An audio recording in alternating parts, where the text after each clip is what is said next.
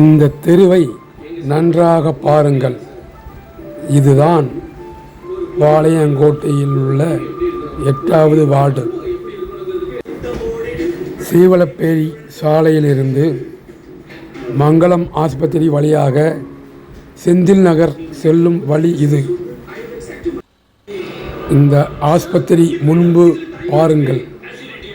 நெடுநாளாக இந்த சாலையில் ஒரு சிறு மழை பெய்தாலும் முட்டு அளவு தண்ணீர் தேங்கி மக்கள் செல்லும் வழியை அடைத்துவிடும்.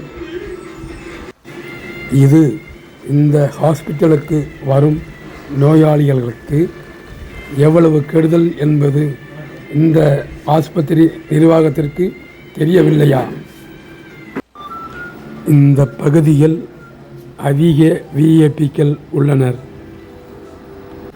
இந்த சாலையின் அவலட்சணத்தை பற்றி இங்குள்ள கவுன்சிலரிடம் மக்கள் சொல்லியும் வேலை நடப்பதாக இல்லை என்று மக்கள் புலம்புகின்றனர்.